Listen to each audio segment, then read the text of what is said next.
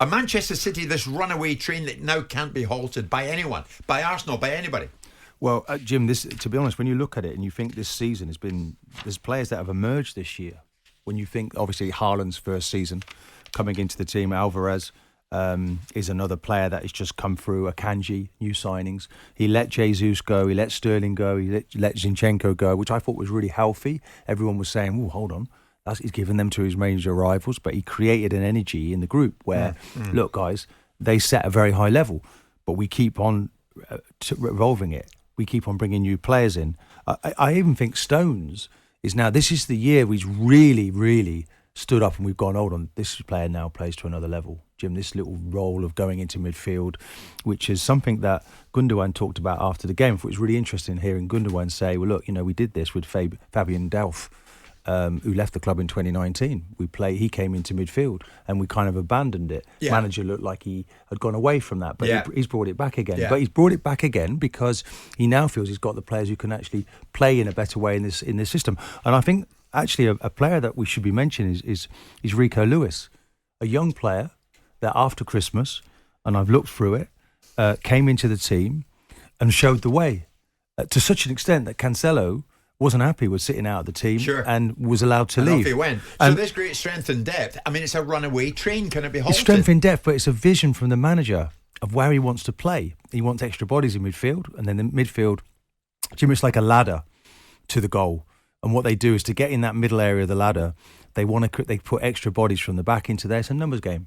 Yeah. And then they can shift that midfield player forward. And Gundogan's brilliant. He was talking about Haaland takes two players to pick him up. Now, really, to beat them, you need a centre-half who can go man for man with Haaland, because then the numbers stay the same in midfield and you can deal with anybody coming from deep. So it's a challenge, a huge challenge, but these guys are at the beginning of their careers. You look at Grealish.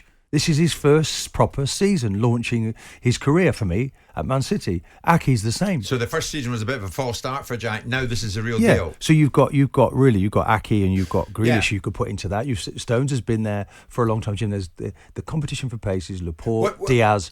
There's always someone who can't play. There's always someone you look at and you feel a little bit sorry for. I hear you, but it does add up, Simon, to somewhat Premier League predictability when you look at it, doesn't it? So should that be admired or derided? This is what City give us. We can't take anything away from what they're achieving. No, of course. Why would you deride it? But you'd critically appraise it about the evaluation of what the Premier League conceptualises in the mind of others around the world. What we don't like, and you don't want total dominance, really. Well, Bayern Munich have won the league 10 times in the last 10 years. Who wants that? That doesn't sell the product well. And then you look at the component parts of the teams that are going to compete with Man City next year, and you wonder, Chelsea, they're coming back from a long way back, and I don't think they'll challenge them. I think they'll be in and amongst the contenders, but they won't challenge them. United, well, it depends what they do in the transfer window. They've got a club under sale. If they're not going to buy enough players, then they're going to have a challenge. Liverpool, the question is, can Jurgen Klopp rebuild?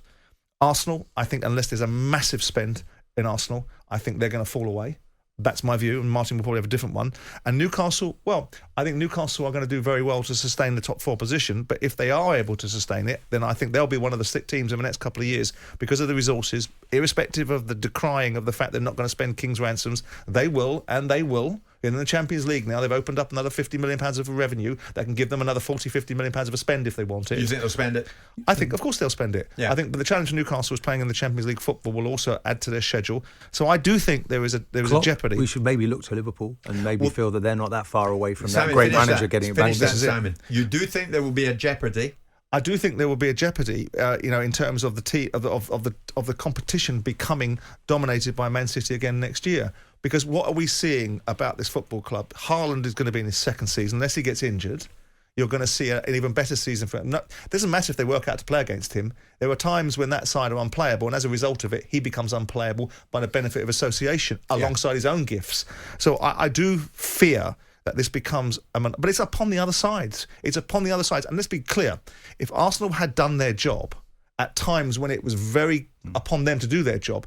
This was not diced and sliced and cut and dried. This was still in their hands. Man City didn't win the league because they beat Arsenal twice. They won the league because at the business end of the season, Arsenal got altitude sickness.